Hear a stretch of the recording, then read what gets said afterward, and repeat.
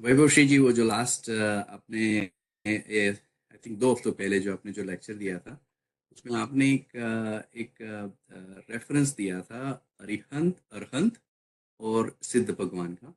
तो कई बार वो क्वेश्चन आके रहता है कि जो अरहंत और सिद्ध में फर्क क्या होता है। और जो है आपका तो आपकी वीडियोस देखी हुई है नवकार मंत्र पे कि जो जो है उसके लिए तो सभी आत्माओं में वो भाव देखने चाहिए। पर जो है वो लिटरल मीनिंग के रेफरेंस में उसमें क्या फर्क है, वो थोड़ा वो एक्सप्लेन करें तो सबको। मुझे मुझे क्वेश्चन है और कई लोगों ने मुझे भी पूछे हैं, तो शायद सबको लोग हेल्प हो भी जाएगी। जरूर जरूर करते हैं। शुरुआत करते हैं मंगलाचरण से। फिर से मंगलाचरण वो मेन लेक्चर में भी करेंगे? हाँ हाँ, नहीं फिर नहीं से? नहीं नहीं, अच्छा, एक बार हो ठीक गया मंगल, फिर वो सब मंगल ठीक ही है। ठीक है, ऑलराइट। नमो अरहंताणं, नमो सिद्धाणं, नमो आयर्याणं, नमो उवज्झायाणं, नमो लोये सवसाहूणम्। ऐसो पंच नमोकारो सर्व पावपनासनो, मंगलानं च सवेसिं पढ़मं हवै मंगलम्, पढ़मं हवै मंगलम्। क्या कहूँ थुई अल्प प्रज्ञा, बूंद दधि को क्या कहे। क्या कहूँ थुई अल्प प्रज्ञा, बूंद दधि को क्या कहे। शेष कुछ भी ना बचा जब, सत सदा शिव हो गए।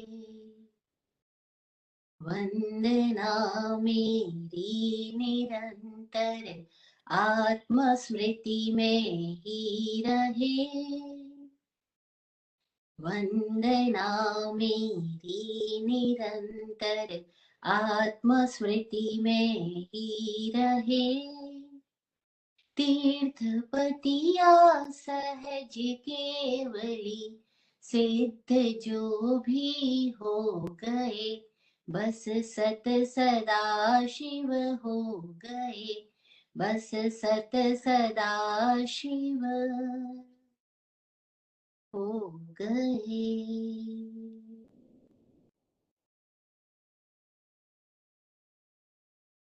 चरम तीर्थेश समण भगवान महावीर स्वामी को वंदन। चतुर्वेद तीर्थ को प्रणाम।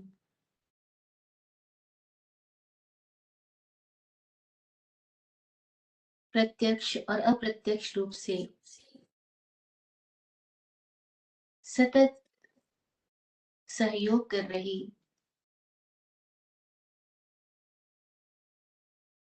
प्रत्येक स्थिति के लिए आभार आभार आभार।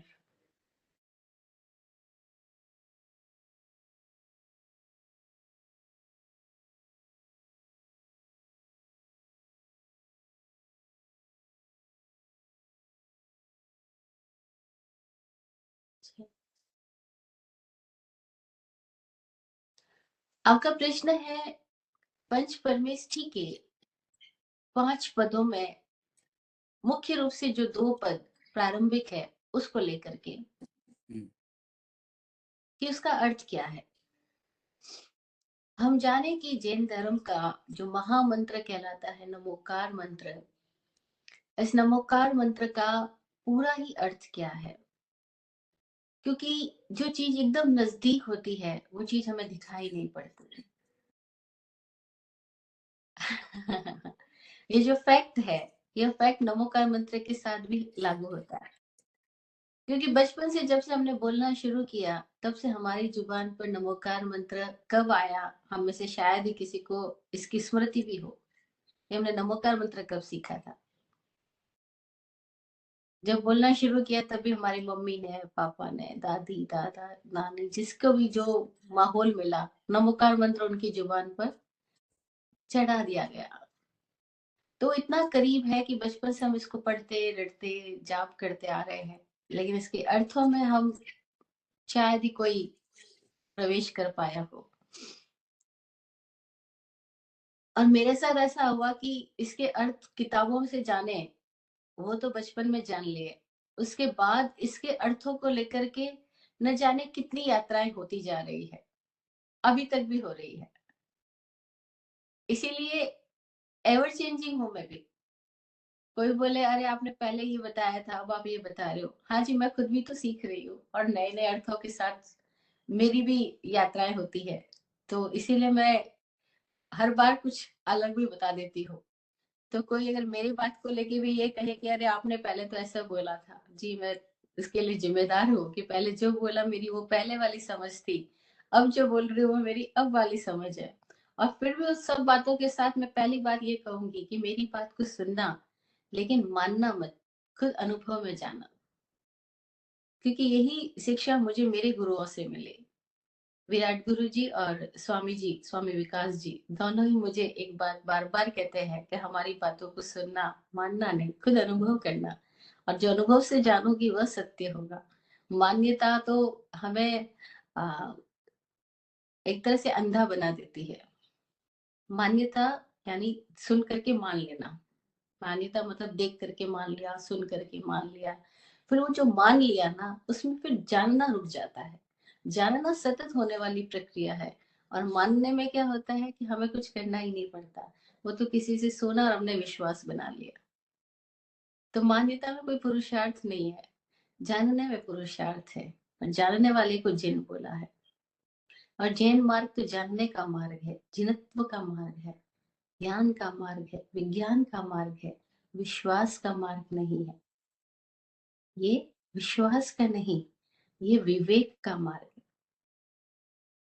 तो जो मेरा सीखा हुआ है और मुझे जो अनुभव हुआ है, बस मैं उसी को आपके सबके साथ शेयर करती हूँ। नमो अरहंताणम, नमो सिद्धानम, नमो आयर्यानम, नमो उवज्जायानम, नमो लोई सवसानम। ये जो 5 पद है, इन 5 पदों का सार पद है नमो। नमो का अर्थ है नमन हो। नमन करने की बात नहीं है, नमामि नहीं है, नमो है। बहुत मजेदार बात है। मैं नमस्कार करती हूँ ये बात नहीं है, यहाँ पे मैं नमस्कार करता हूँ ये बात ही नहीं है।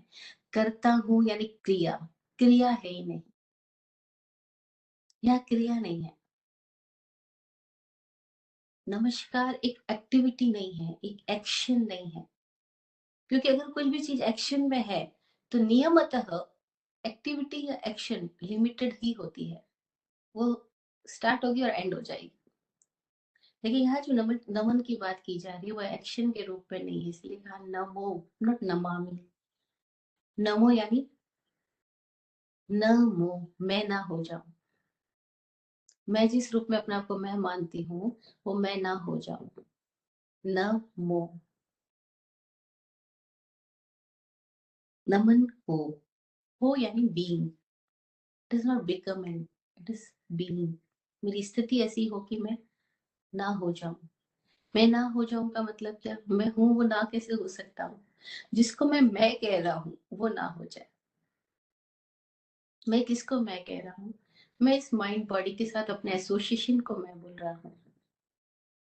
मैं इस आउटर पर्सनालिटी को मैं बोल रहा हूँ। मैं जिसको मैं बोल रहा हूँ, मैं न हो जाए, न वो हो जाए, इसका नाम है नमन। नमन होने की बात है, नमन करने की बात बिल्कुल भी नहीं है। होने की बात है यानी भीतर की स्थिति की बात है। भीतर की स्थिति जब आएगी तो व्यक्ति बाहर से सिर झुका रहा है 24 घंटे, ये तो पॉसिबल नहीं है, लेकिन भीतर की स्थिति में प्रणाम होते ही वो 24 घंटे का प्रणाम हो, फिर तो वो स्थिति नमन होगी। नमो, नमो के आगे 5 पद है। अरहंत, सिद्ध, आचार्य, उपाध्याय और साधु। ये पांचों पद में एक साधक या जहां खड़ा है, जहां से शुरू हुआ साधना के मार्ग पे, अंतर यात्रा के मार्ग पे, वहां से लेकर के वो अपनी सिद्धि तक, अपने लक्ष्य तक, मतलब मंजिल को भी प्रणाम है और मंजिल पे जो चलने लगा है उसको भी प्रणाम है। इसलिए पांचों पद एक पूरा सर्कल बन गया, पंच परमेष्टि एक पूरा सर्कल बन गया, जिसमें हर एक को प्रणाम हो गया, कोई बचा ही नहीं। साधु प्रथम पद है, नीचे से चलो तो, यात्रा जो कर रहा है, जिसका संकल्प हो गया अपनी यात्रा का, जिसका संकल्प हो गया खुद को जगाने का, जिसका पूर्ण संकल्प हो गया है कि अब मैं खुद को साधूंगा, अब दूसरों को नहीं। अभी तक जितने भी लोग बातचीत कर रहे हैं आपस में, हम सबकी बातचीत को गौर से सुने तो मोस्टली सब लोगों की बातचीत होती है किसी को सुधारने की, किसी को साधने की।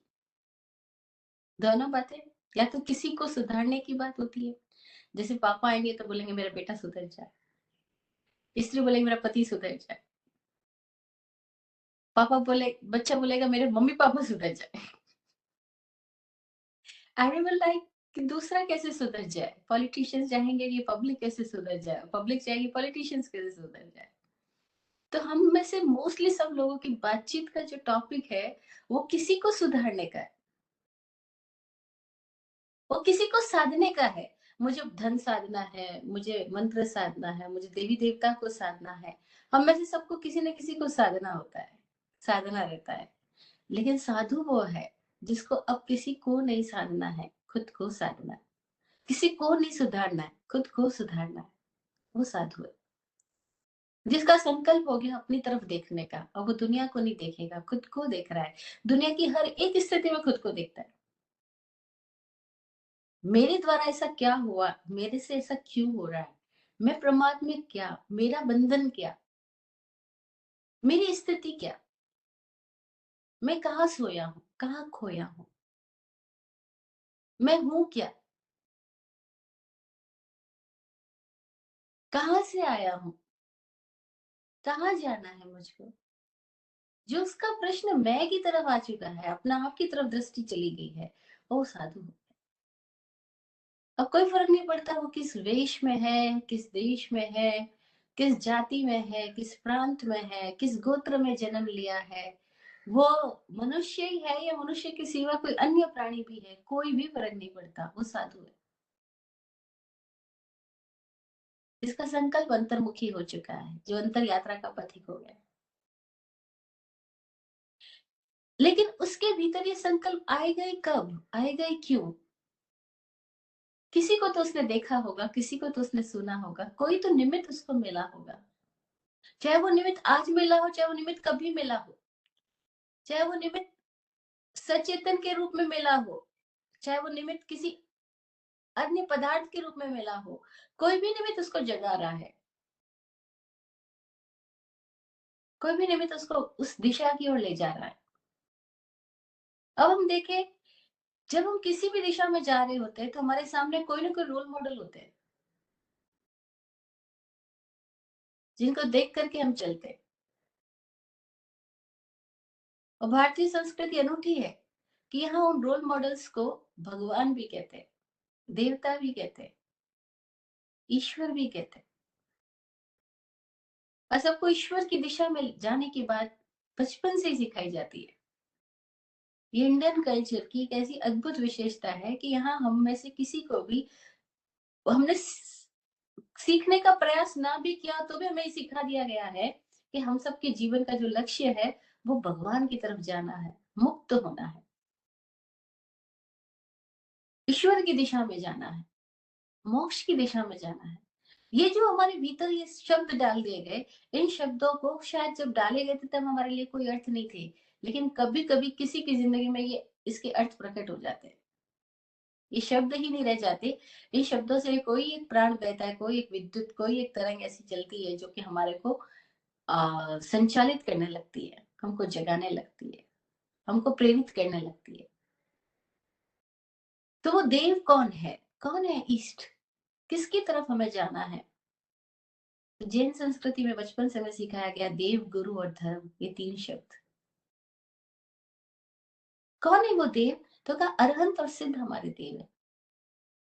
अरहंत और सिद्ध हमारा इष्ट है, हमारे आराध्य है। हमें क्या होना है, हमारी क्या स्थिति है, वो हमारे सामने रहे, मंजिल सामने रहे, तो व्यक्ति चल सकता है। मंजिल का ही नहीं पता हो तो कहाँ चलेगा? पहले मंजिल तो सामने हो, हमारा इष्ट क्या है, हमारा लक्ष्य क्या है। तो कहा अरहंत और सिद्ध देव है। देव मतलब इष्ट है, देव मतलब आराध्य है, देव मतलब वो हमारी स्थिति है, जिस मंजिल है जहां हमें पहुंचना है। अब अभी मैं ये भाषा बोल रही हूँ पहुंचना है, क्योंकि हम इसी स्तर की भाषा को शायद समझ पाएंगे। हकीकत में तो हम है ही वो, क्योंकि जहाँ जाना है वहां हम ऑलरेडी है ही, जाना भी नहीं है। जाना शब्द कहना भी गलत है, लेकिन अभी ऐसे समझना कि जैसे बिल्कुल अनजान अनभिज्ञ को अगर हम कोई बात समझाना चाह रहे हैं, तो शायद ऐसी लैंग्वेज बोलना पड़े कि हमें क्या होना है और हम क्या है। इसलिए कह रही हूँ, बाकी तो हम है ही, लेकिन अभी हमें पता नहीं। तो हमें अपने आप को डिस्कवर करना है, अपने आप को अनावरित करना है। तो जब हम खुद को अनावरित करेंगे तो हम क्या हो जाएंगे? तो हमारे सामने कोई ऐसी स्थिति है क्या जो हमें प्रेरित करती है, जो मैं बताती हूँ? हाँ है, वो है अरहंत, वो है सिद्ध। कौन है अरहंत, कौन है सिद्ध? प्रश्न यही है कि कौन है अरहंत, कौन है सिद्ध। एकदम बालक का सा प्रश्न है, छोटा बच्चा पूछ रहा है, ऐसे हम पूछ रहे हैं कौन है अरहंत, कौन है सिद्ध। बचपन से हमें परिभाषाएं रटा दी गई। जिसने 4 घाती कर्मों का श्रेय कर दिया वो अरहंत है, जिसने 8 कर्मों का श्रेय कर दिया वो सिद्ध है। तो हमें ना कर्म पता, ना 4 पता, ना घाती पता, कुछ भी नहीं पता, लेकिन हमने परिभाषाएं रट ली। और परिभाषाएं रट के हमने ये भी मान लिया, हमने जान लिया है कि अरहंत कौन है, सिद्ध कौन है। लेकिन आज उस तरह की कोई परिभाषा की बात हम नहीं कर रहे। अरहंत वो स्टेट है, अरहंत वो स्थिति है जहां हम अपने कंप्लीट प्योरेस्ट फॉर्म में होते हैं। Purest form of existence, purest form of energy कह सकते हैं, वो अरहंत है। और प्योरेस्ट फॉर्म का मतलब क्या है?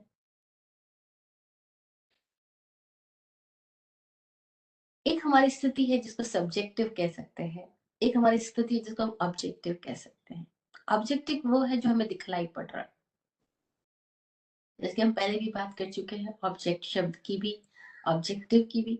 ऑब्जेक्ट वो है जो दिखलाई पड़ रहा है, और सब्जेक्टिव वो है जो दिखलाई नहीं पड़ रहा है, लेकिन जिसके होने से सब कुछ हो रहा है, जो देख पा रहा है, जो है। अब उस सब्जेक्टिव स्थिति का जो प्योरेस्ट फॉर्म है, उसमें हम समझे कि प्योरेस्ट फॉर्म का मतलब क्या है, कि ऑब्जेक्टिव में तो सब्जेक्टिव है, लेकिन सब्जेक्टिव में ऑब्जेक्टिव नहीं। ऑब्जेक्टिव में तो सब्जेक्टिव है, लेकिन सब्जेक्टिव की वो स्थिति जहां कोई ऑब्जेक्टिव है ही नहीं, सब्जेक्टिव में ऑब्जेक्टिव है ही नहीं। वो स्टेट, वो स्टेट, वो स्थिति, वो अवस्था, उसको जैन पारिभाषिक शब्दावली में अरहंत नाम दिया गया है। अब मैं इसको आज जैन पारिभाषिक शब्दावली ऐसा बोल के कह रही हूँ, हकीकत तो बिल्कुल उल्टी बात है, क्योंकि अरहत ही दर्शन था, इस दर्शन का नाम ही आरहत दर्शन था। इस दर्शन में होने वाले लोगों का नाम ही आरहत हुआ करता था। भारत में एक टाइम में ऐसी स्थिति थी, जो 2 तरह की कल्चर्स बहुत ज्यादा फेमस थी, एक आरहत, एक बारहत। आरहत उसको कहते थे जिसको आज हम जैन कह रहे हैं, समण कह रहे हैं, और भारत उसको कहते थे जिसको आज हम ब्राह्मण कह रहे हैं, हिंदू कह रहे हैं। आज चीजें बदल चुकी है, आज वापस हमको अपने आप का परिचय देने के लिए हमें ऐसा कहना पड़ रहा है, ये 4 फादर्स जो थे वो जैसे जैनों के थे, ऐसे बोल रहे हैं, लेकिन हकीकत ऐसा नहीं है, उनकी वजह से हम है। आज जिसको हम जैन कह रहे हैं, तभी जैन शब्द प्रचलित भी नहीं था। ये आर्हत संस्कृति थी, आर्हत दर्शन कहलाता था। और आर्हत का मतलब होता था वे जिन्होंने कंप्लीटली खुद को जान लिया और जो मुक्त हो गए, जिस चक्र से बाहर आ गए, अरहंत हो गए। आरा चक्र को कह रहे थे, और उस चक्र से जो मुक्त हो गए उनको अरहंत कहा। अर्हा उसको कहा जो परम योग्य हो गया, जिसकी योग्यता अपने आप में कंप्लीट हो गई। अर्हा उसको कहा जो आदि मध्य अंत का ज्ञाता हो गया। अ आदि, अ से शुरुआत है। अल्फा बोलो, ए बोलो, अ आ ई बोलो, अ से शुरुआत है। अ यानी स्टार्टिंग पॉइंट। हर लैंग्वेज में कहीं भी चले जाओ, अ स्टार्टिंग में आ रहा है। अ आदि, ह अंत का नाम है। श ह वर्णमाला समाप्त हो रही है ह पे। हा अंत समाप्त हुआ, खत्म हुआ। अ और ह के बीच में र, वो मध्य है, मध्याक्षर है र। र का मतलब है जो इन प्रारंभ से अंत के बीच में रमण कर रहा है, यानी यात्रा कर रहा है, यानी गति कर रहा है। बहुत ही प्यारी ये संस्कृति रही। यहाँ हर एक शब्द जो बना, उस शब्द के बनने के पीछे हर एक अक्षर में अर्थ छुपे थे। किन अक्षरों के संयोग से, संयोजन से ये शब्द बन रहा है। हर एक अक्षर कोई चीज रिप्रेजेंट कर रहा है। हर एक अक्षर हमारे भीतर कोई एक अलग स्थिति को पैदा कर रहा है। हर एक अक्षर के उच्चारण के साथ हमारे भीतर एक अलग अवस्था आ रही है। वो अक्षर पैदा भी शरीर के अलग अलग केंद्रों से, अलग अलग तल से, अलग अलग पॉइंट से हो रहा है। और इन सबको जानते थे लोग, वो जागृत लोग थे, वो सबको जान करके इनके भीतर से निकली ये भाषा। ये भाषा, ये शब्द जिनके भीतर से निकले, जिन्होंने ये शब्द दिए, उनके भीतर ये शब्द यूं ही नहीं आ गए। उनके लिए ये शब्द जीवंत थे तब। जैसे जब हमको बहुत जबरदस्त प्यास लगी हो और उस समय हम जब पानी शब्द बोल रहे होते हैं, तो पानी बोलने के साथ केवल हम जुबान से ही पानी नहीं बोल रहे होते, हमारा पूरा शरीर उस समय पानी को मांग कर रहा होता है। ऐसी स्थिति अगर किसी ने महसूस की हो, तो उस समय उनको पता लगता है कि पानी मतलब क्या। जब पूरा शरीर पानी की मांग कर रहा है और जब पानी शब्द निकला है, तो पानी बोलना और पानी की स्थिति होना, भीतर में पानी की प्यास होना, वो कैसी उस समय जागृत होती है। बस ऐसे समझो कि जिन अनुभव ज्ञानियों के भीतर से ये शब्द निकले थे, ये शब्द उनकी बहुत गहरी जागरूक स्थिति में से निकले। तो अरहंत शब्द जब बोला गया, तो बोला गया था जो आदि मध्य अंत तीनों को जान चुका है, तीनों का ज्ञाता हो गया। अरहा, वो अरहा है। उस अरहंत, अरहा शब्द का बहुवचनांत रूप अरहंत बना है। और अरहंतानम यानी सारे अरहंतों को नमन हो, नमो अरहंतानम। ये अनंत का मतलब क्या हुआ, ये प्योरेस्ट फॉर्म है, जहां अब वो हमारे लिए एक तरह से इनविजिबल भी है। फिजिकल वे में देखा जाए तो इनविजिबल भी है। जैसे हम देखें कोई फूल खिला, फूल खिला तो खुशबू फैल गई, और जो सुगंधी है वो महसूस तो की जा सकती है, लेकिन देखी नहीं जा रही है, इनविजिबल हो गई। तो वो जो सुगंधी फैली है, उसकी कोई लिमिटेशन नहीं है, वो तो फैल गई, पूरे ब्रह्मांड में व्याप्त हो गई। ऐसी स्थिति का नाम अरहंत है, जहां जीव इस शरीर से मुक्त हो गया। जीव जब सारे बंधनों से मुक्त हो गया, तो वो बस है, लेकिन अब दिखलाई दे ऐसी स्थिति में नहीं। हम उसको देख सके, हम उससे प्रत्यक्ष संपर्क स्थापित कर सके, हम उनसे बातचीत कर सके, उस स्थिति में वो नहीं है। वो है, लेकिन अब हमारे को समझ आ सके ऐसी स्थिति में अभी नहीं है, क्योंकि हमारी समझ उस स्तर की नहीं है, लेकिन वो है। तो वो जो एग्जिस्टेंस का प्योरेस्ट फॉर्म है, उसको कहा अरहंत। उस अरहंत को नमन है। और वहां आदि भी समा गया, अंत भी समा गया, क्योंकि वहां कुछ बचा ही नहीं। जैसे हम देखे वृत्त के केंद्र में अगर कोई आ गया और कंप्लीटली केंद्र में आ गया, तो फिर क्या हुआ, उसकी परिधि खत्म हो गई। केंद्र हो गया, बिंदु हो गया, लेकिन उसकी परिधि खत्म हो गई। अब ये भी कहने वाली बात है, समझाने की बात है, उदाहरण कंप्लीट नहीं होता, इसलिए मैं कह रही हूँ, क्योंकि बिंदु में भी कुछ तो है, लेकिन वहां तो कुछ भी नहीं है। तो वो है लेकिन नहीं है, नहीं है लेकिन संपूर्ण है। तो वहां कोई भाषा काम नहीं करती। इसीलिए आज की स्तुति में, प्रारंभ के मंगलाचरण में मैंने 4 पद बोले थे, जो विराट गुरु जी के द्वारा रचित है। कि क्या कहूँ, थुई, थुई यानी स्तुति क्या करूँ, थुई स्तुति को बोलते हैं। क्या कहूँ थुई, अल्प प्रज्ञा, मेरी क्या प्रज्ञा हो सकती है। बूंद दधी को क्या कहे, जो बूंद है वो सागर के बारे में क्या बोल सकती है। हम एक बूंद की तरह सागर की बात कैसे कर सकते हैं, कैसे समझा सकते हैं, कैसे बोल सकते हैं। बूंद दधी को क्या कहे, शेष कुछ भी ना बचा जब, सत सदा शिव हो गए। जब कुछ भी बाकी ना बचा तो वो सदा शिव हो गए, अरहंत हो गए। सब भाषाओं में अलग अलग शब्द बोला। कोई लोग उसको ईश्वर बोल रहे हैं, कोई उसको भगवान बोल रहे हैं, भगवत्ता हो गई, भगवान हो गए। कोई उसको मुक्त बोल रहे हैं, मोक्षित हो गए ऐसा बोल रहे हैं। वो अरहंत हो गए, यानी वो कंप्लीटली अपनी प्योरेस्ट स्थिति में हो गए।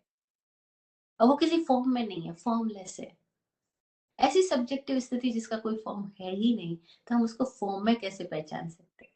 वो अरहंत है। वो हमारी आत्यंतिक स्थिति है, वही हमारी मंजिल है, अल्टीमेट पोजीशन है। बस उसी मंजिल को प्रणाम, सबसे पहले मंजिल को प्रणाम, उस मंजिल को प्रणाम जो अरहंत हुए, मुक्त हुए। अब उनका कोई नाम नहीं, कोई रूप नहीं, कोई आकार नहीं, कुछ भी नहीं। इसलिए देखो गजब का है ये आर्य दर्शन, कि यहाँ अलग अलग भगवानों के नाम लेकर के पूजा नहीं की गई, स्तुति नहीं की गई। अलग अलग भगवानों के नाम का खाली एक जगह वर्णन आता है लोकस्य के पाठ में, अन्यथा कहीं नहीं। और उस पाठ में भी 24 का नाम लेने का कोई कारण रहा है, अन्यथा हमारे यहाँ नाम की कोई बात ही नहीं है। जो भी मुक्त हो गए अनंत हो गए। अब कोई इसको अरिहंत कहे, कोई इसको अरहंत कहे, कोई इसको अरुहंत कहे, कोई इसको अरोहंत कहे। वो अलग अलग क्षेत्रों में बोली बदल जाती है। हम देखते हैं अगर महाराष्ट्र में जाएंगे तो वहां अकार को भी उकार की तरह बोला जाता है। जैसे ऋषि बोलना होगा तो वो ऋषि बोलेंगे, कृपा बोलना होगा वो कृपा बोलेंगे। तो वो हो सकता है वहां अरुहंत बोला गया हो, तो किताबों में कहीं अरुहंत भी मिल जाएगा। मारवाड़ी में जाओगे, राजस्थान में जाओगे, तो वहां चीजों को इकार में भी बोला जाता है। जैसे आप किसी को सरदार जी बोलना हो तो मारवाड़ी में सरदार जी, वो सब ऐसे बोलेंगे सी हो जाए सरदार जी। तो कोई लोग इसको अरिहंत भी बोल देते हैं, क्योंकि भाषा ही तो बदल जाती है जगह जगह पर, एक जैसी नहीं लोग बोल सकते हैं। तो इस वजह से इसके कई सारे पर्यायवाची शब्द मिल जाएंगे, लेकिन उससे कोई फर्क नहीं पड़ता। बहुत ज्यादा फर्क नहीं पड़ता कि आप किस तरीके से बोल रहे हो। फर्क इस बात से पड़ता है कि जो बोल रहे हो तो अंदर कुछ झंकार आ रही है कि नहीं आ रही है, कुछ तार बज रहा कि नहीं बज रहा, कुछ भीतर नाद उठा कि नहीं उठा, कोई भीतर गुंजन हुआ कि नहीं हुआ। वो भीतर में कुछ हुआ। जैसे मैंने बोला बहुत प्यास लगी हो तब पानी जब बोला जा रहा है, तो पानी केवल शब्द नहीं रहा है, पानी पूरे शरीर के भीतर की एक स्थिति हो गई है। तो जैसे भीतर की कोई स्थिति हो गई है, वो उस स्थिति में हम हो जाए नमो अरहंताणम, तो वो भीतर की पुकार के साथ हो रहा है। अरे वो मेरी शुद्धतम अवस्था, वही आप हो, उसको प्रणाम। तो यहाँ हम प्रणाम किसी और को भी नहीं कर रहे, हम अपनी ही आत्यंतिक स्थिति को प्रणाम कर रहे हैं। और प्रणाम कर भी नहीं रहे, प्रणाम हो, यानी वो स्थिति सतत मेरे भीतर रहे, सतत जागरूक रहे। नमो अरहंताणम। नमो सिद्धाणम, क्या सिद्ध कौन है। सिद्ध वो है जो हम इंसानों में से कोई एक ऐसे हो गए जो पूर्ण मौन हो गए, पूर्ण मौन हो गए, जिनकी काया वाणी मन तीनों सद गए, सद चुके, इसलिए उनको सिद्ध बोला। अब सिद्ध हो गया यानी सद गया।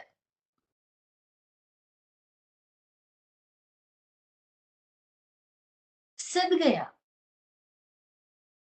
वो प्रूव है। सिद्ध होने का मतलब वो प्रूवन है, वो प्रूव हो चुका है कि वो है और नहीं हो रहा है। वो होते हुए नहीं होने की स्थिति में जा चुका है। फॉर्म में है, लेकिन फॉर्मलेस को टच कर चुका है। वो फॉर्म में होते हुए फॉर्मलेस को जी रहा है। इसीलिए ऐसी महात्माओं को हम कहते हैं सिद्ध पुरुष है ये। हालांकि अब तक सिद्ध पुरुष, आज क्या हो गया, गड़बड़ी क्या हो गई। बहुत पुराने एक एग्जाम्पल के साथ बात करती हूँ। हम कहीं बैठे, 4-5 लोग बैठे, बोल रहे ये तो बहुत ही जबरदस्त गाते हैं, बहुत ही जबरदस्त। हमने सोचा इतना जबरदस्त, चलो सुनते हैं। जब सुना तो पता लगा कि वो कहने वाला चापलूसी कर रहा था। उनका गाना वैसा नहीं था, लेकिन उनको दूसरों को चढ़ाने की आदत है ऐसे। तो ऐसी कई लोगों को हम ऐसे, अरे अल्टीमेट, अरे ये तो बहुत ही फेमस है, अरे इससे ज्यादा सुंदर तो कोई हो ही नहीं। मतलब हम लोग किसी को कुछ भी नाम दे देते हैं। तो ऐसे हम किसी को भी सिद्ध पुरुष भी बोल देते हैं, अरे तो सिद्ध महात्मा है, सिद्ध पुरुष है। तो ऐसे किसी के कह देने से हम नहीं समझ पाएंगे कि सिद्ध महात्मा है, सिद्ध पुरुष है। सिद्ध पुरुष को तो समझना ही आसान नहीं है, क्योंकि वो आ, है लेकिन नहीं है। हमारे बीच में होते हुए भी हमारे बीच में नहीं है, वो अपने आप में केंद्रस्थ हो गए।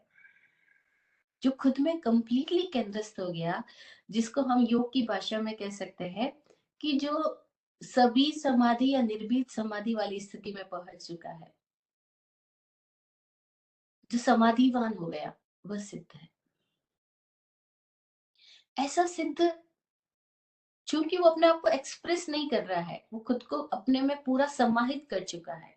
मतलब जिसको हम बोल सकते हैं जो कंप्लीटली संवरित हो गया है, खुद में ही पूरा समाहित हो गया है, तो उसका एक्सप्रेशन बाहर जा ही नहीं रहा है, तो उसको समझना कैसे।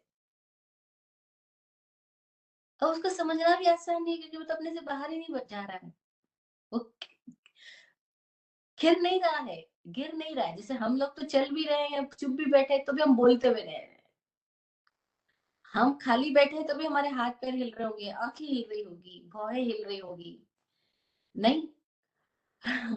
एक डॉक्टर से मेरी मुलाकात हुई पुणे में। वो बोलते हैं कि जो फॉरेन के उनके पास पेशेंट्स आते हैं, तो वो आयुर्वेदिक डॉक्टर है, तो बड़ा हॉस्पिटल है, कई फॉरेन के पेशेंट उनके पास कई कई दिनों के लिए रहते हैं। तो डॉक्टर बोलता है कि मैं जब उनसे बात करता हूँ तो मुझे कई पेशेंट्स मेरे फ्रेंड हो गए, वो बोलते हैं कि डॉक्टर साहब आप इतनी गर्दन हिलाते हो, हम पूरी जिंदगी में अपनी कंट्री में कभी इतनी गर्दन नहीं हिलाए, कि जब भी आप बात करते हो आपकी गर्दन इतनी हिलती है। तो अब वो डॉक्टर कह रहे हैं मैं तो कभी सजग ही नहीं होगा, हम इंडियंस लोग इतनी गर्दन भी हिलाते हैं क्या। वो बोल रहा है, वो इंडियंस के लिए बोल रहा था पेशेंट, कि इंडियंस लोग कितनी गर्दन हिलाते हैं, बात करते हो तो उनकी गर्दन सीधी नहीं रहती, हमारी तो गर्दन स्टिल रहेगी हम बात करेंगे तो। और हम इंडियंस, हाँ हूँ ना, हम बहुत सारे काम तो अपनी खाली गर्दन से करते हैं। हाँ ना बोलने के लिए जुबान नहीं हिलाते हम, हाँ करना हो तो यूं, ना करना हो तो यूं, सब कुछ यूं। और ये बहुत अच्छी एक्सरसाइज भी है। एक टिप दे देती हूँ बीच में। कल भी हम किसी के घर थे, तो वो लेडी जो हमारी होस्ट थी, वो करीबन 100 से ज्यादा किलो की रही होगी, 150 ऐसी कोई केजी का उसका बॉडी है। तो बार बार कहती स्वामी जी एक आशीर्वाद दे दो पतली हो जाऊं, स्वामी जी एक आशीर्वाद दे दो पतली हो जाऊं। ऐसे बहुत लोगों को पतली होने का बहुत वो रहता है, बस मैं पतला हो जाऊं, पतली हो जाऊं, क्रेज रहता है। तो जिनको पतला पतली होने का क्रेज रहता है, उनके लिए मेरे पास एक छोटी सी टिप भी है। वो क्या है कि जैसे ही आपके सामने खाने की थाली आए, आप अपनी गर्दन को हिलाना बस। जैसे कोई लोग खाना परोसने लगे, मनोहार करने लगे, कहने लगे अरे ये तो मिठाई खाओ, अरे तो चाय पियो, बस आप ऐसा ऐसा करना। बस ये छोटी सी एक्सरसाइज करना ऐसे। ना, ना में कैसे गर्दन हिलाते हैं। बस इस एक्सरसाइज को करना और आपका वेट कम होने सक की संभावना है।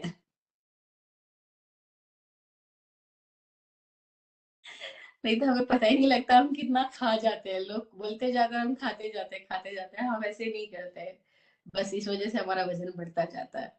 तो थोड़ा ऐसे ऐसे करना, कब करना है, जब खाने की कोई मनोहार कर रहा है और खाने की थाली सामने आई हो तब करना, बाकी टाइम करने की बात नहीं है ये। तो सिद्ध वो है जो एक्सप्रेस भी नहीं कर रहे हैं, हम वो है जो सतत एक्सप्रेसिव है। हम नहीं बोल रहे तब भी बोल रहे हैं, हम नहीं चल रहे तब भी चल रहे हैं, बैठे बैठे पैर चल रहे होंगे, और कुछ ना कुछ हम कर रहे होंगे, जिसको हमने बताया अतिक संज्ञा, विराट गुरु जी जिसको नाम देते थे, हमारे द्वारा कुछ ना कुछ चालू है। तो हम व्यक्त हो रहे हैं, क्योंकि हम मुखर है, मौन नहीं है। हम वाचाल है, अभी हम वाणी का मौन नहीं साध पाए हैं। लेकिन सिद्ध वो है जो कंप्लीटली खुद में समाहित हो गया है। वो है, लेकिन उसका किसी के साथ कोई एक्सप्रेशन नहीं है। फिर उसको समझेंगे कैसे? केवल वो ही लोग समझ पाएंगे जो उस दिशा में बढ़ गए हैं, जो मौन को भी सुन पाए, जो मौन को भी देख पाए, जो अपने भीतर मौन होने लगे, जिन्होंने अपने भीतर के मौन की स्थिति को किसी क्षणों में भी टच किया, या अपने भीतर उस मौन की स्थिति का कभी आह्वान किया, बहुत गहराई से आह्वान किया हो, बहुत गहराई से, जैसे हम बोलते हैं जब सिद्धा सिद्धिम मम दिशन्तु, किसी ने बहुत गहराई से सिद्ध की स्थिति का दर्शन पाया हो, मांगा हो, जैसे हमने बोला सिद्धा सिद्धिम मम दिशन्तु, हे सिद्ध मुझे भी सिद्धि का दर्शन करो कराओ, मैं भी सिद्धि को देख पाऊं। ये है हमारी मांग। हमारा ईष्ट है ना, तो हमने ईष्ट से इष्ट होने की ही मांग कर ली कि हे सिद्ध मैं भी सिद्धि को देख पाऊं। और बहुत अद्भुत बात, हम सिद्धि को देख पाए, सिद्ध पुरुष को देख पाए भारतीय संस्कृति में। इसीलिए ऐसे संत महात्माओं को देख मिलने जाने को दर्शन बोला। ये नहीं बोला मैं मिलने जा रहा हूँ, जैसे हम अमेरिका में तो बोलेंगे I want to meet you, हम मिलना चाहते हैं। लेकिन इंडियंस वैसे नहीं बोलेंगे कि हम आपको मिलना चाहते हैं। वहां हम महाराज साहब के पास जाएंगे या देरासर में जा रहे हैं, मंदिर में जा रहे हैं, तो हम ये नहीं बोल रहे हम मंदिर में जा रहे हैं, हम बोलते हैं हम दर्शन को जा रहे हैं। वहां हमने शब्द दिया दर्शन, हम भगवान के दर्शन करने जा रहे हैं, हम संत महात्माओं के दर्शन के लिए जा रहे हैं, दर्शन शब्द दिया। हम देख पाए ये बड़ी बात है, वरना तो हम देख ही नहीं पाते। अभी हम कह तो रहे हैं दर्शन को जा रहे, लेकिन हम मिलके आ रहे हैं, दर्शन करके नहीं आ रहे। दर्शन तो वही कर पाएगा जिसने अपने भीतर किसी गहरे तल से उसका आह्वान किया हो, जिसके भीतर मांग आई हो, सिद्धा सिद्धिमं विसन्तु, वो सिद्ध को देख पाएगा। और कभी कभी ऐसे ही देखेगा, बड़ी गजब की स्थिति है। स्वामी जी अपना एक्सपीरियंस शेयर करते हैं, जब कभी हम मांग करते हैं कि स्वामी जी कुछ बताओ अपने बारे में, आपके साथ क्या हुआ, तो बताते हैं जब वो हिमालय में साधनारत थे, तो उन क्षणों के अंदर वो कभी कभी अपने ऐसे स्थानों में जाते थे, बिल्कुल ऑफ ट्रैक्स, जहाँ कोई पब्लिक आती जाती नहीं, बस उन पहाड़ों के अंदर वो रहते, वहीं पे भ्रमण करते। और भोजन पानी भी नहीं करते थे, क्योंकि वहां तो भोजन पानी का कोई इंतजाम ही नहीं है, तो कई कई दिनों बाद कभी नीचे उतरते और वहां किसी से कुछ भोजन प्राप्त किया, फिर ऊपर चढ़ जाते थे। तो बोलते हैं कि एक समय में वो आ, ऐसी किसी हिमालय के पहाड़ों में कैसे ऑफ ट्रैक्स में जा रहे थे, और वहां पे कहीं बैठे थे आंख बंद करके, तो इनको कुछ आवाज सुनाई दी, पग ध्वनि, क्योंकि वहां पे किसी की पग ध्वनि सुनना तो जानवर होगा, क्योंकि उस ऑफ ट्रैक्स में कोई इंसान पहुंचते ही मोस्टली, तो बोलते हैं मोस्टली भालू वालू वहां से गुजरते थे। लेकिन मैं आंख बंद किए हूँ और मुझे आवाज आई, तो वो आवाज मुझे लगी ये जानवर की आवाज नहीं है, ये पग ध्वनि किसी जानवर की नहीं है।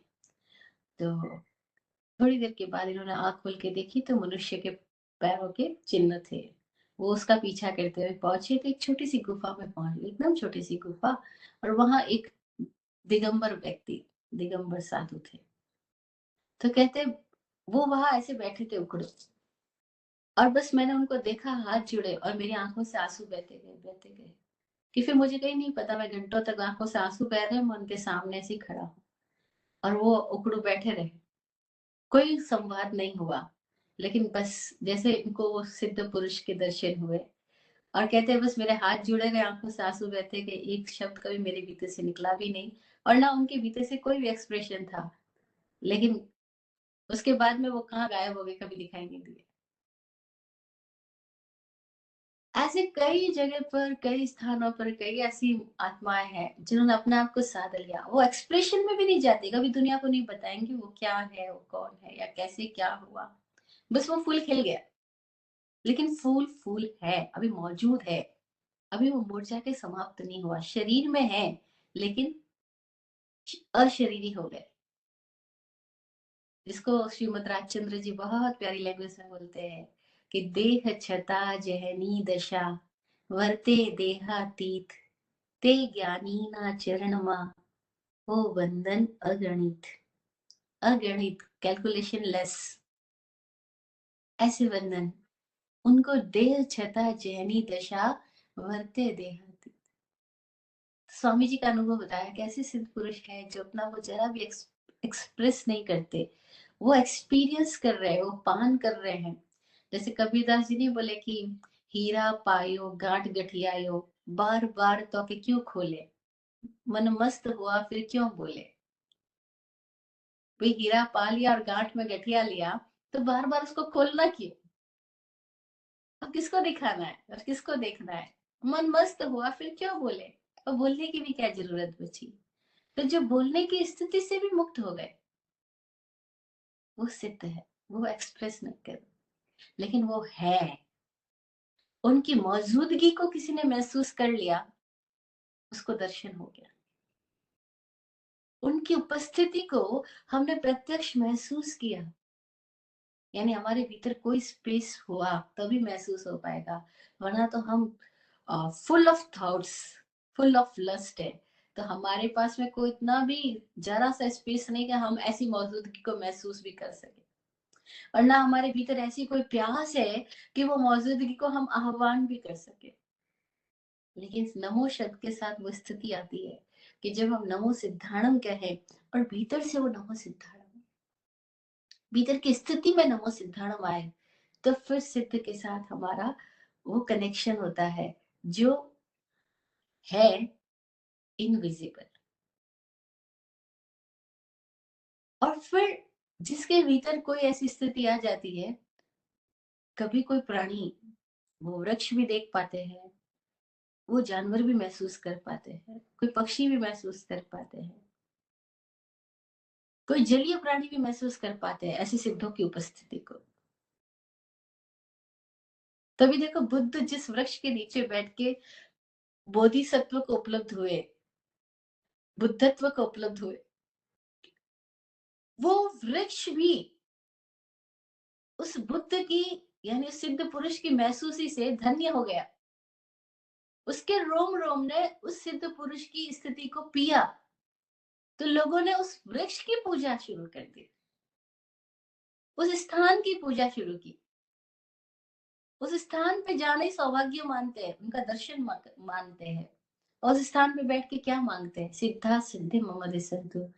और जो कोई गहराई से उस स्थिति का आह्वान करता है, वो किसी न किसी ऐसे सिद्ध पुरुष के करीब जाने का सौभाग्य का मार्ग खोल देता है।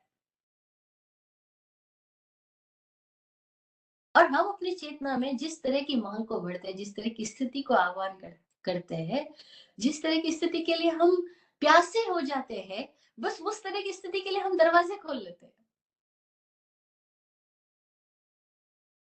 और आज की सदी में हमारी ये सबसे बड़ी मूर्खतापूर्ण स्थिति है कि हम सबको बचपन से जो प्यास सिखाई जा रही है, वो पैसे की प्यास सिखाई जा रही है। जो इम्पोर्टेंस सिखाई जा रही है वो धन की सिखाई जा रही है। जो इम्पोर्टेंस सिखाई जा रही है वो डिग्रीज की सिखाई जा रही है, एजुकेशन की, पढ़ाई की सिखाई जा रही है।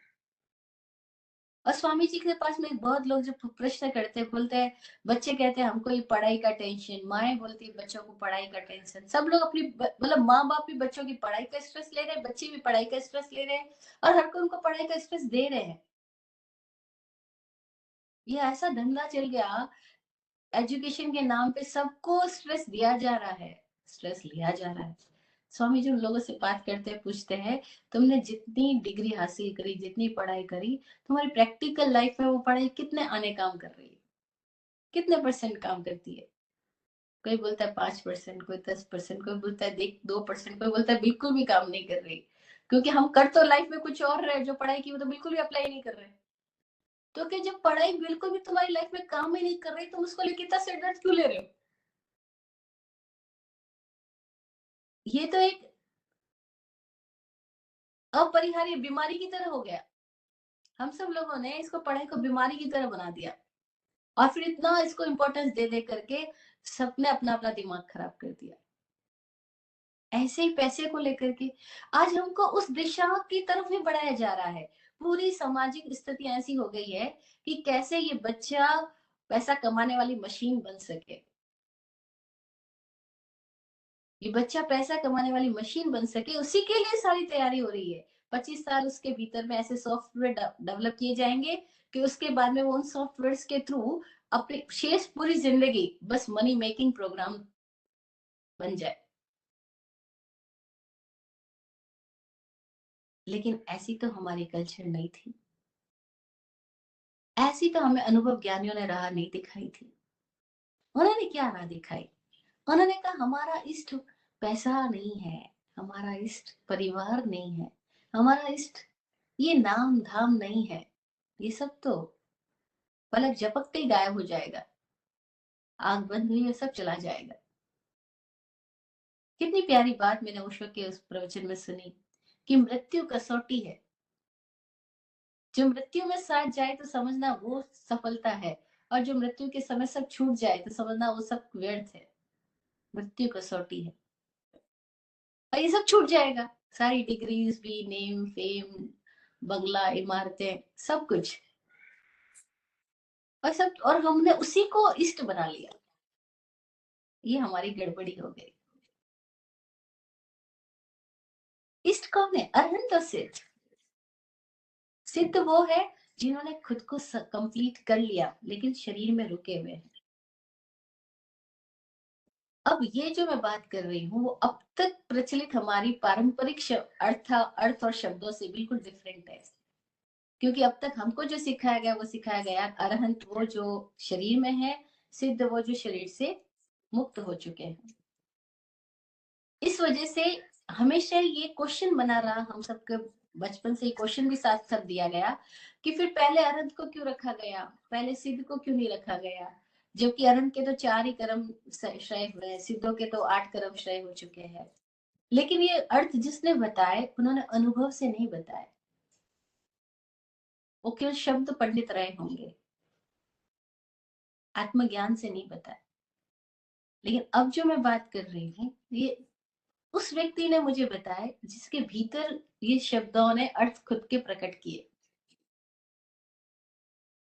जिसके भीतर शब्दों ने अर्थ प्रकट किए, वे बता रहे हैं कि अरहंत अल्टीमेट पोजीशन है, सिद्ध उसके बाद, और मंत्र में कभी व्युत्क्रम नहीं हो सकता। मंत्र में कभी कोई व्युत्क्रम नहीं हो सकता। व्युत्क्रम का मतलब आउट ऑफ ऑर्डर नहीं हो सकता, ऑर्डर में है, अरहंत है, सिद्ध है। अब तीसरी बात आती है आचार्य की। आचार्य वो है एक ऐसा व्यक्ति जो साधा जाना लेकिन खुद को एक्सप्रेस भी कर रहा है। अब उसका एक्सप्रेशन जो है वो बोल के नहीं कर रहा है, अभी भी वो बोल नहीं रहा है, लेकिन उसके आचरण से, उसके चलने से, उसके देखने से, उसके इंगित आकार से ये समझ आता है कि हाँ ये पहुंचा। जिसकी आंख खुल गई तो उसकी दृष्टि ही उसका आचार हो गई, वो आचार्य।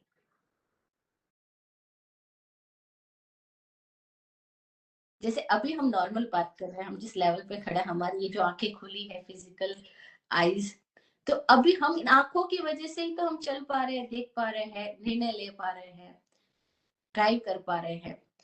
तो हमारी आंख ही तो हमारी निर्णायक बन रही है, हमारा आचार बन रही है। लेकिन अभी हमारी आंख मान्यताओं से, विश्वासों से, विचारों से, पूर्वाग्रहों से इतनी ज्यादा ग्रसित है कि हमारे भीतर कंफ्यूजन ही कंफ्यूजन है। हम अपनी स्टेज को देखें तो हमारे पास आंख होते हुए भी आंख नहीं है। नहीं बोलते आंख छता अंधा, आंखें होते हुए भी अंधे हैं। क्यों अंधे हैं? तो का कोई कामांध है, कोई मोहांध है, कोई मदांध है, अलग अलग अलग शब्द दिए साहित्य में। क्योंकि काम वासनाओं से अंधा बना हुआ है, क्योंकि उसके भीतर काम वासना के विचार चलते हैं, उसकी आंखें देखती नहीं, वो हर जगह बस वही चमड़ी को ढूंढती है, और चमड़ी को हर जगह ढूंढ रही, वो चमार हो गए। चमार क्या करता है? जगह चमड़ी को ढूंढता है, चमड़ी का बिजनेस करता है। तो जो हर जगह चमड़ी को ढूंढ रहा है, चमड़ी का बिजनेस कर रहा है, वो क्या हो गया? चमारी तो हो गया। तो हम वैसे कामांध है, ऐसी मोहांध है, हमें कुछ दिखता ही नहीं। मेरा बच्चा, मेरा बच्चा, मेरा घर, मेरा घर, मेरा पैसा, मेरा पैसा, वो मेरा मेरा में ही लगा रहता है। और मेरे से कोई जरा सा छूट जाए तो बीमार पड़ जाएगा, बुखार आ जाएगा, घबरा जाएगा। वो मेरा मेरा, मेरे में जान अटकी, वो मोहांध है। तो हमारी आंख होते भी अंधे हैं हम। लेकिन किसी को वो परम आंख मिल गई, किसी के भीतर वो तीसरा नेत्र खुल गया। कब खुला? जबकि उसकी इन आंखों के पर्दे गिर गए। और आंखों के पर्दे गिर गए कैसे? विवेक, प्रज्ञा जागने से। उस विवेक और प्रज्ञा का जागरण कैसे हुआ? उन्होंने अपने भीतर कुछ ऐसी स्थितियों से वो गुजरे, ऐसे ध्यान प्रयोगों से गुजरे, ऐसी साधना से गुजरे, ऐसे समर्पण से गुजरे, ऐसी स्थिति में वो आए कि उन्होंने अपने चारों ओर के जो विचारों की कारागृह थी उनसे बाहर आ गए। और बड़ी मजेदार बात है कि इन विचारों की कारागृह से बाहर आने के लिए, जेल से बाहर आने के लिए हमें विचारों से लड़ने जाने की बिल्कुल भी जरूरत नहीं है। हमें विचारों में डिफरेंशिएशन पैदा करने की, अच्छा विचार, ये बुरा विचार, ये अच्छा संस्कार, ये बुरा संस्कार, ये अच्छी आदत, ये बुरी आदत, उनमें से किसी के साथ लड़ने झगड़ने जाने की जरूरत नहीं, किसी पे काम करने की जरूरत नहीं। तो किस पे काम करने की जरूरत है? केवल खुद पे। आंख बंद करके खुद के भीतर कुछ ऐसे प्रयोगों से हम गुजरे तो ऐसी स्थिति संभव है कि हमारे भीतर की सारे कॉम्प्लेक्सेस दूर हो जाए, ग्रंथि भेदन हो जाए। तो जिसका ग्रंथि भेदन हुआ, जो मेरे ग्रंथ हुआ, जिसके भीतर अब दृष्टि विकसित हो गई, अब दृष्टि ही जिसका आचार बन गई, वो एक्सप्रेस तो हो रहा है लेकिन अभी भी बोल नहीं रहा है, क्योंकि उसकी उपस्थिति, उसका चलना, उसका इंगित आकार बताता है कि ये पहुंचा, ये खबर ला रहा है कि ये पहुंचा है। ऐसे कोई होते हैं जो पहुंच जाते हैं, फिर उनके कान में कोई कीले भी ठोके तो उनको फर्क नहीं पड़ता, फिर उनके नाम पे कोई पत्रबाजी करे, कोई समाचार प्रकाशित करे, कोई उनको अपमानजनक गालियां दे दे, कोई कुछ भी जूते भी फेंक दे, तो फर्क ही नहीं पड़ रहा। क्यों? क्योंकि उनके भीतर उनकी आंख खुल गई है।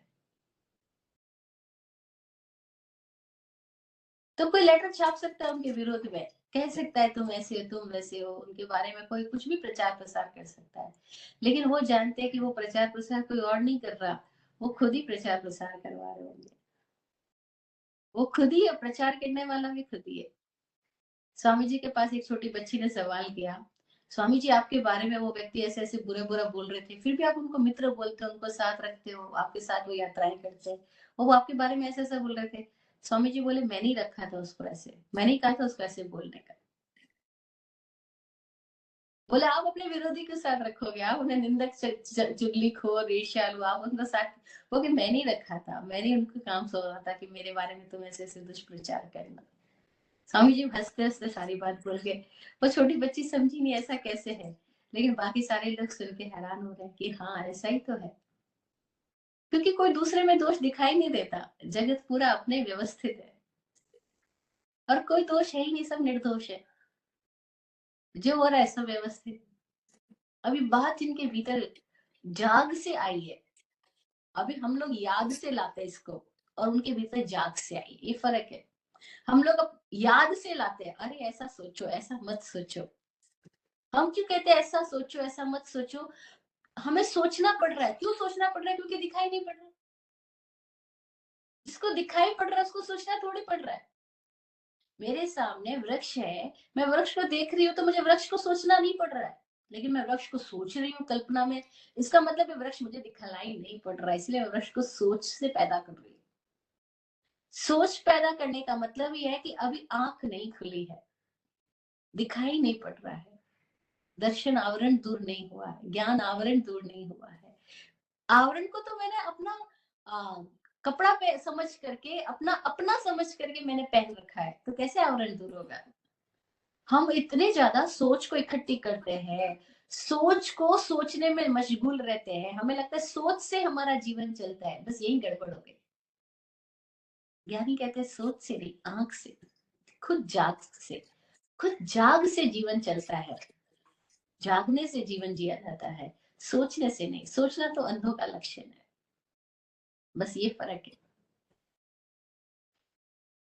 एक ज्ञानी में और एक विचारक में। फर्क है, ज्ञानी विचारक नहीं है, और विचारक ज्ञानी होने के भ्रम में जीता है, लेकिन वो ज्ञानी नहीं है। इंफॉर्मेशन नॉलेज नहीं है, और नॉलेज इंफॉर्मेशन नहीं है, नॉलेज एक्सपीरियंस है, और इंफॉर्मेशन ओनली फॉर्मेट में फीड की गई कुछ बातें हैं, इंफॉर्मेशन है, दैट इज नॉट नॉलेज। ये फर्क है। तो आचार्य वो है जिसने खुद पे काम करके खुद के भीतर वो जाग पाली, वो आंख पाली, और वो आंख से चलता है। अभी बड़ी मजेदार बात है, जब मैं बोल रही हूँ आंख से चलता है, हमें लगेगा हम सब भी तो आंख से ही चल रहे हैं। नहीं, हम आंख से नहीं चल रहे, हम विचार से चल रहे हैं। हम विचार से चल रहे हैं, हम विश्वास से चल रहे हैं, हम मान्यता से चल रहे हैं, हम लोगों की बातों से चल रहे हैं, हम प्रभावों से चल रहे हैं, हम भीड़ से चल रहे हैं और धक्के से चल रहे हैं। जब मैं पहली बार दिल्ली आई तो दिल्ली के लोग बताते थे, आज भी दिल्ली हो तो दिल्ली के लोग बताते थे कि चांदनी चौक में चलने की जरूरत नहीं पड़ती। मैं बोलती चलने की क्यों नहीं जरूरत पड़ती? बोलते वहां खड़े हो जाओ, बाकी तो धक्का लगता जाएगा, आप आगे बढ़ते जाओगे। I don't know about USA, क्योंकि वहां तो इतनी पब्लिक नहीं है, हमारे यहाँ इतनी पब्लिक है कि इस देश को नमन है। इस देश को वाकई नमन है। कितनी व्यवस्था यहाँ पे जुटाते जा रहे हैं, लेकिन पब्लिक इतनी ज्यादा है कि क्या करो, हर जगह पर पॉल्यूशन पैदा हो जाता है। तो धक्के से हम भी चल रहे हैं और धोखे से भी चल रहे हैं, लेकिन आंख से नहीं चल रहे। जो आंख से जीता है वो आचार्य, उसका त्रिनेत्र ओपन हुआ, आज्ञा चक्र जिसका खुला, वो आचार्य। और वो अपनी आज्ञा में जीता है। आणाए मामगम धम्मम, ये आचार्य की स्थिति हुई कि वो अपनी आज्ञा में जीता है, वही उसका धर्म है। उसका आज्ञा चक्र खुल गया है, आत्मज्ञान प्रकट हुआ।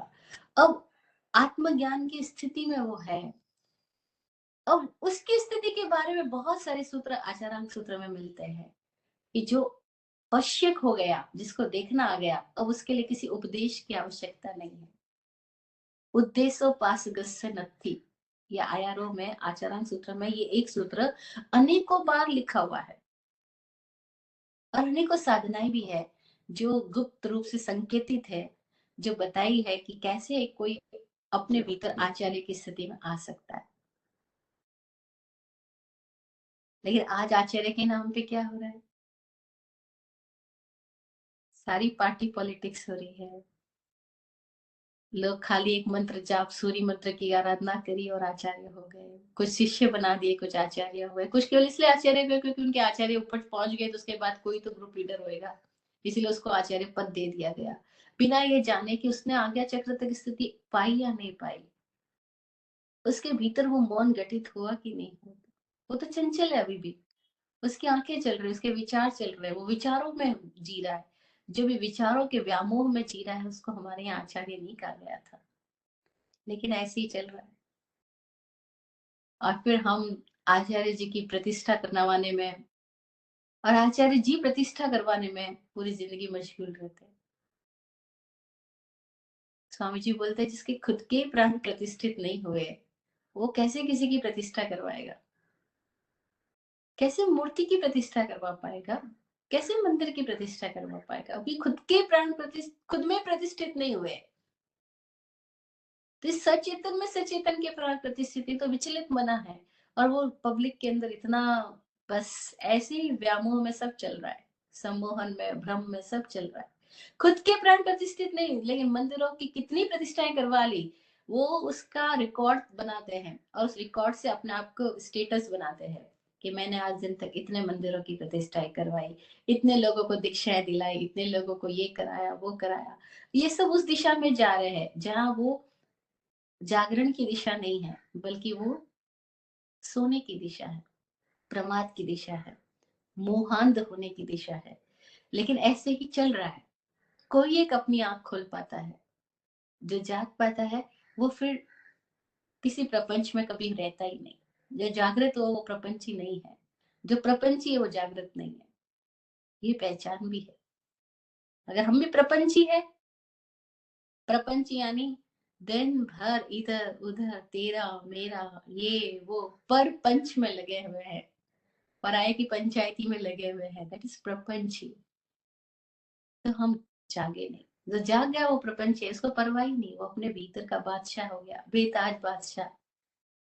बोलता भी नहीं, बोलता भी तक भी नहीं है, वो मौन को उपलब्ध हुआ।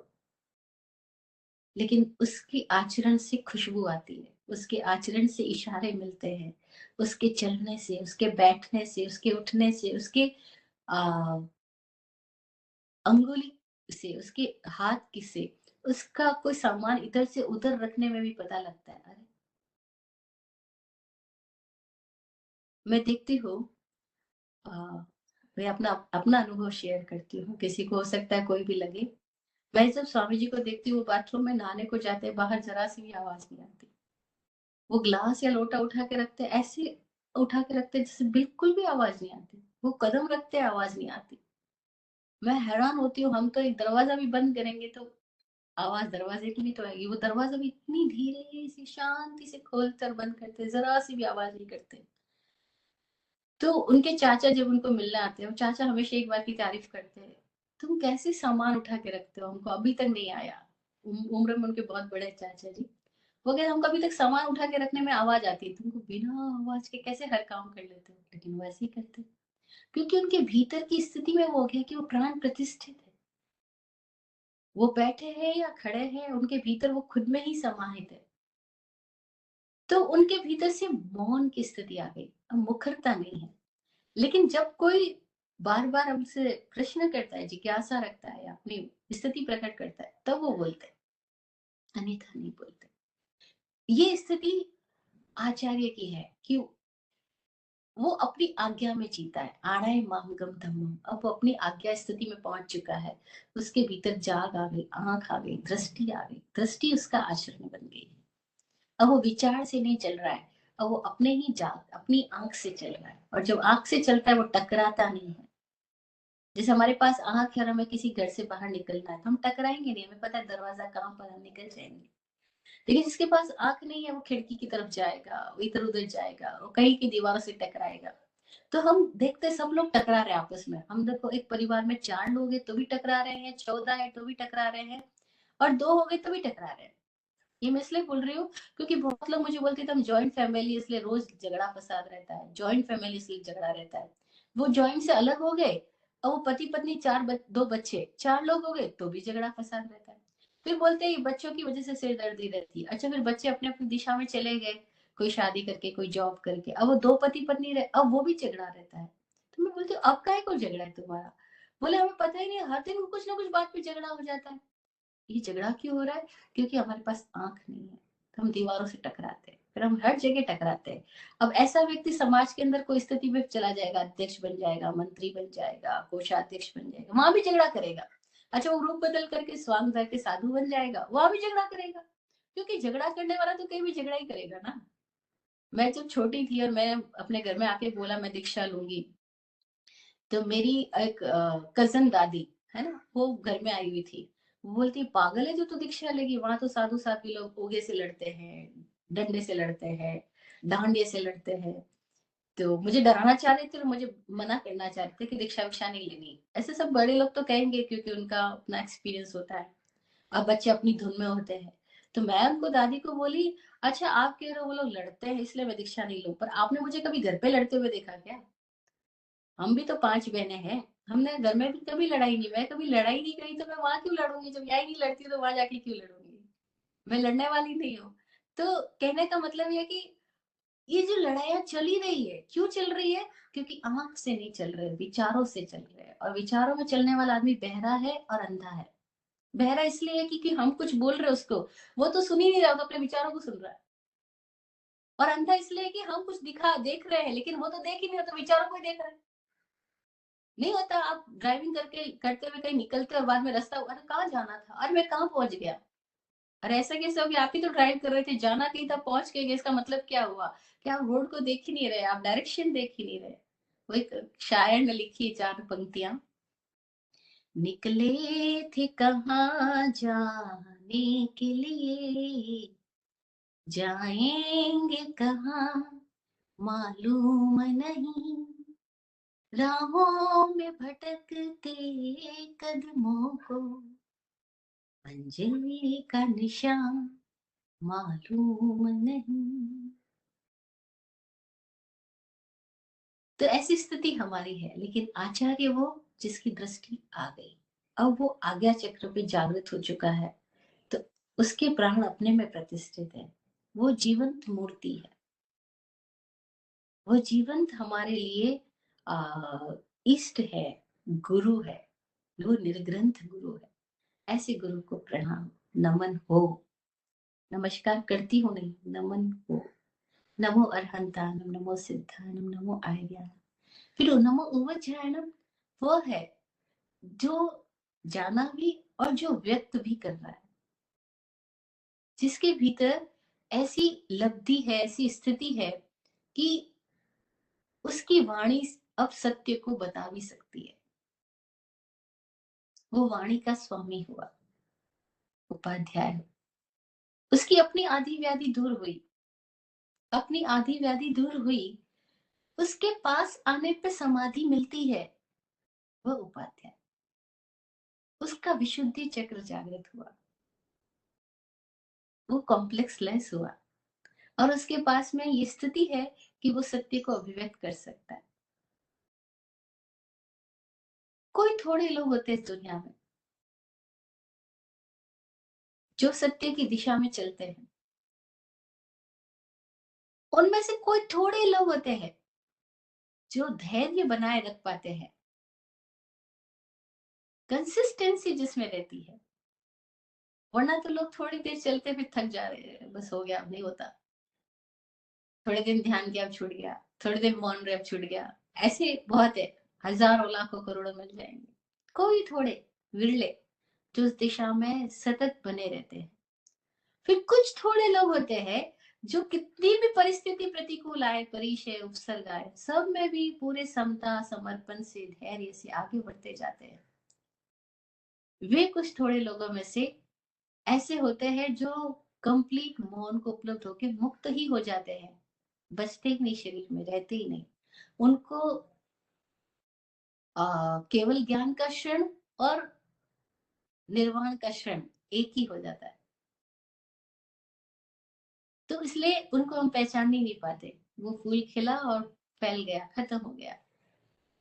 खुशबू तो व्याप्त हो गई, लेकिन हम कभी उसको मिल ही नहीं पाते, क्योंकि उनको परम समाधि की अवस्था घटित होने के साथ ही उनका शरीर भी छूट जाता है। क्योंकि शरीर समाधि की उस अवस्था को झेल पाए, ऐसा भी कोई एक में ही हो पाता है। बाकी तो अक्सर लोग अंतःकृत केवली होते हैं।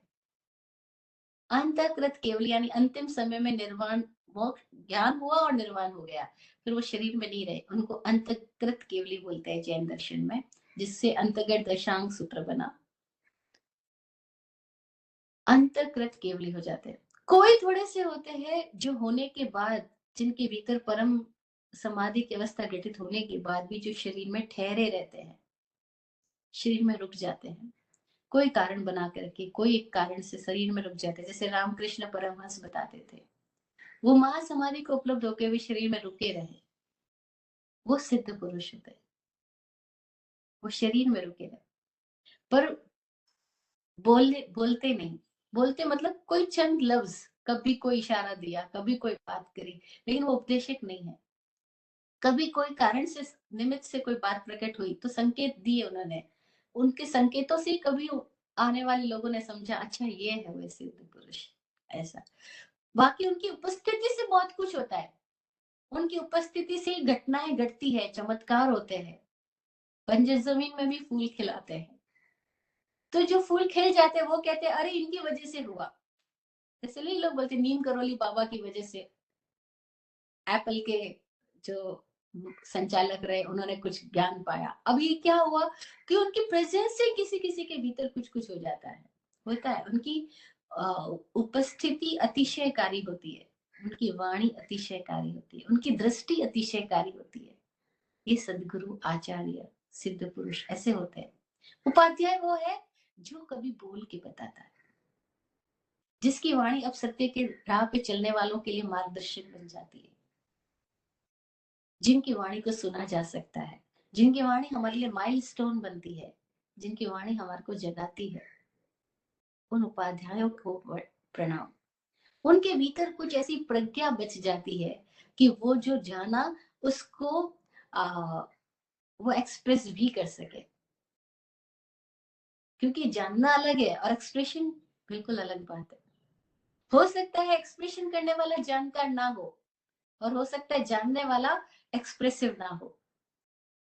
इसीलिए यहाँ भ्रम भी बहुत हो जाते हैं, क्योंकि हम जो भी एक्सप्रेशन कर रहे हैं हम समझ लेते हैं अरे ये तो उपाध्याय हो गया, अरे ये तो पहुंच गया, अरे ये तो ज्ञानी हो गया। लेकिन हो सकता है वो खाली कह ही रहा हो, डुबकी नहीं मारी उसने, ऐसी गहराइयों की बातें कर रहा हो लेकिन खुद ने डुबकी मारी ना हो। और हो सकता है कोई लोग डुबकी मार गए लेकिन उन्होंने कभी आके बताया ही नहीं कि क्या गहराई थी पानी की, क्योंकि उधर डुबकी मार गए, खत्म हो गए। तो बड़ी विचित्र है ये जगत, यहाँ जग के चल, हर पग पग पर है फूल और कांटों का दामन, चुनना तेरे हाथ, और तू ही देना खुद का साथ, मत देना किसी को अभिशाप, तेरा जगत तू खुद है, खुद ही खुद को संभाल। वो हुआ साधु जो खुद को संभालने लगा, और जब वो खुद को संभालने लगता है तो God help those who help themselves, पूरा अस्तित्व उसको संभालने लग जाता है और वो तिड़ने लग जाता है। ऐसे तिड़ने वाले को कहा तीर्थ। ऐसे चारों तीर्थ को है सतत नमन, सतत प्रणाम। जय हो, जय हो, जय हो। आप फूलो फलो हो जिंदगी मखमल मुलायम, आप फूलो फलो हो जिंदगी मखमल मुलायम, आपकी हर खुशी पर है हमारी जान सदके, दुआ करते हैं चुपचाप दिल की थाप से हम, दुआ करते हैं चुपचाप दिल की थाप से हम, रहे जाते नवाजे हर घड़ी अरमान सबके, अमन और चैन से गुजरे आपका वक्त सारा, अमन और चैन से गुजरे आपका वक्त सारा, रुख पे खिलती रहे यूं रूह की मुस्कान खुल के, रुख पे खिलती रहे यूं रूह की मुस्कान खुल के। जय हो, जय हो, जय हो, सबका कल्याण हो। ओम शांति।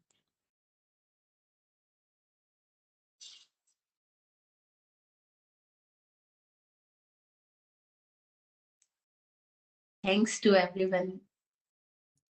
Thank you so much. ये again very very distinct way of understanding.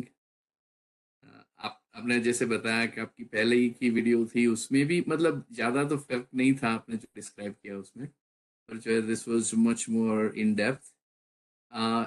अभी सबको और क्वेश्चन हुए होंगे, मुझे भी हुए हैं, तो मैं जो भी रिकॉर्डिंग चालू रख रहा हूँ तो ताकि लोगों के क्वेश्चन भी रिकॉर्ड हो सकते हैं उसके उसके सेम टॉपिक पे। Let me unmute everyone. So anybody who has questions, unmute yourself. Arshad bhai, you had a question. You wanted to ask a question. Go ahead, please. नमस्ते। मेरा प्रश्न ये है कि आपने आज जो लवकार मंत्र के 5 पदों का विशेष में डिटेल में आप मेरे को समझ दिया, लेकिन मैं अभी तक, माफ करना, नमो अरिहंताणम, तो मैं यही समझता था कि हूँ एमने नमन करूँ छू, मैं इसको नमन करता हूँ जिसने अरिहंताणम, अरि मीन्स दुश्मन समझता था, उसको हंत किया है, वो परमात्मा को मैं नमन करता हूँ।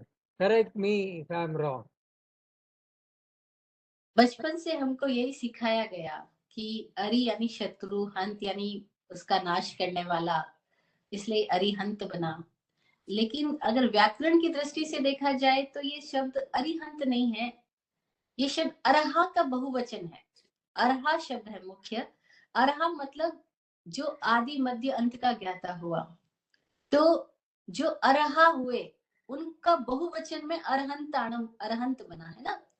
तो हमें ये सिखाया गया कि जो शत्रु का नाश करता है। अब ये इसलिए सिखाया गया क्योंकि जो जैन धर्म रहा है ये एक्चुअली क्षत्रियों का धर्म रहा है। आज हम बनियों के पास, वैश्य लोगों के पास है, लेकिन ये क्षत्रियों का धर्म रहा है। और क्षत्रियों की जो वे ऑफ थिंकिंग है वो इसी तरह की होगी कि भाई इसके शत्रु खत्म हो गए इसलिए ये भगवान हो गया। अब इसके शत्रु कौन से हैं, तो इसको ऐसे समझ सकते हैं कि वो ऐसी सब्जेक्टिव स्थिति जहाँ कोई ऑब्जेक्ट नहीं है, ऑब्जेक्ट ऑब्स्टेकल देते हैं, तो ऑब्जेक्ट इज ऑब्स्टेकल्स ना, तो वो शत्रु है। अब लोग उसको कर्म कह रहे हैं, ये सब नाम देने की कोई जरूरत नहीं है क्योंकि कर्म कोई शत्रु नहीं है, कर्म ही होने से ये सब कुछ फॉर्मेशन है हमारा, ये सारा फॉर्मेशन भी कर्म की वजह से, कर्म मात्र शत्रु नहीं है। लेकिन हमारे दिमाग में बचपन से भर दिया गया कि कर्म रूपी शत्रु का नाश करने वाले, नहीं, उन्होंने शत्रु का नाश किया ऐसा नहीं है, इसको ऐसे समझो वो एक ऐसी स्थिति है सब्जेक्टिव कि जिसमें कोई ऑब्जेक्ट नहीं बचा, ऑब्जेक्ट होने से ऑब्स्टेकल होता है, इसलिए उनका कोई शत्रु रहा ही नहीं, है ना। तो शत्रुओं की लैंग्वेज के अकॉर्डिंग ये बिल्कुल ठीक बात है कि उनका कोई शत्रु ही नहीं रहा, कोई ऑब्जेक्ट बचा ही नहीं, कोई भी पौद्गलिक स्थिति अब उनके साथ बची नहीं, वो सबसे मुक्त हो गए हैं, इसीलिए वो अरिहंत हो गए हैं। तो वो ठीक है, लेकिन उसके शब्दों में मत जाना, उसके साथ अपनी चेतन स्थिति को जोड़ना कि हमारे भीतर अभी तक कहाँ का ऑब्जेक्टिविटी के साथ में अटैचमेंट है, इंडल्जनेस है, हम उसके प्रति जागते जाएं और अपने भीतर कोई स्थिति है जो कि ऑब्जेक्टिव नहीं है, उस स्थिति को हम कैसे टच कर पाए, उसके लिए प्रयोगों में जाना। वरना क्या होगा, फिर वही शब्द अर्थ और फिर अर्थों की भी पकड़ हमें फिर कहीं ना कहीं पहुंचने से, आगे बढ़ने से रोक देती है। तो किसी तरह की पकड़ मत बनाना, और मैंने जो बातें कही उसको भी मत पकड़ना, केवल वो इशारे हैं कि इन इशारों से हम अपने आप की तरफ बढ़ सके, इतना ही समझना। धन्यवाद।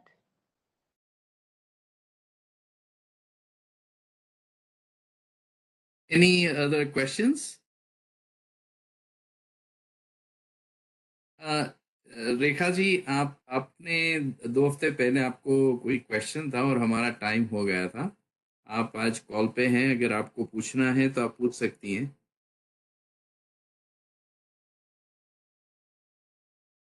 रेखा जी। हाँ, जय जय हो माँ। नहीं, I am actually not well, मैं नेक्स्ट क्लास में ट्राई करती हूँ। ठीक है, no problem, no problem, alright. No, I apologize for having to cut you off. That night was quite late, so my apologies. We'll try next week. Okay. Okay. Vaibhavshri ji, एक मेरा follow up question है। जब हमको जब वो आलंबन करते हैं तो भगवान का अरहंत जब भी बोलता हूँ मैं मन में, तो तीर्थंकर भगवान की इमेज कोई आती है। जब सिद्ध भगवान का जब आलंबन करता हूँ तो गौतम स्वामी जी की इमेज आती है। तो आपने जिस तरह से डिस्क्राइब किया, मेनी वेज यू सेड कि वो अभी भी यही है, वो कहीं गए नहीं है। तो गौतम स्वामी जी का तो निर्माण हुए भी 2000 साल हो चुके हैं, तो is there any distinction there? हम छोटे बच्चे थे और जब पहली बार हमने ABCD सीखी थी, तो कैसे सीखी थी, हमको डायरेक्टली ए नहीं सिखाया गया था, ऐसे ए सीखा था, हमको कैसे मेमोराइज हो पाता। तो उन्होंने ए के साथ में एप्पल का चित्र बनाया हुआ था, राइट। फिर हमको सिखाया था A means apple, B means bat, है ना, C means cat, D means dog. अब ये सब हमारे चारों चीजें थी, कैट थी, डॉग थी, तो हमने एसोसिएशन कर लिया, सी कैट डी डॉग। लेकिन क्या अभी भी आप ए को एप्पल के साथ बात करते हैं या ए को डायरेक्टली ए समझते हैं? Okay, this is my answer. I got it. Thank you. If it is enough then okay, नहीं तो मैं और बात करूं। Hey, it is enough. मेरे लिए enough है। अगर that's very good. Thank you, फिर इनफ है, समझदार को a word is enough for intelligent. Thank you. नहीं, उसमें एक शांति भी है कि अगर अगर कुछ दिक्कत हुई समझने में बाद में, तो आपको फिर भी पूछ सकता हूँ। हाँ हाँ, I am always here. There is a level of satisfaction there. So, हाँ हाँ नहीं, हाँ। I got it. I got it. Thank you. Any other questions, comments? If not, we will wrap up the session. Thank you, everyone. And बहुत शुक्रिया for joining the session. And please pass on your questions. Sorry, आज जो तत्वार सूत्र नहीं हुआ, पर ये जो question था वो पहले अगले वाले सेशन में आए, जब वैभवश्री जी ने जब उसका रेफरेंस दिया था, तब से मेरे दिमाग में चल रहा था. So I wanted to clarify. I hope you guys found some value in this. But if you have any suggestions, please, you can let me know. Okay. Thanks, everyone. Okay. Jai Chinendra, everyone. Thank you. Namaste, Vaibbashri. जय Jinendra Jai Chinendra, Arshadankar. हरिहंताणम Namo Harihantanam.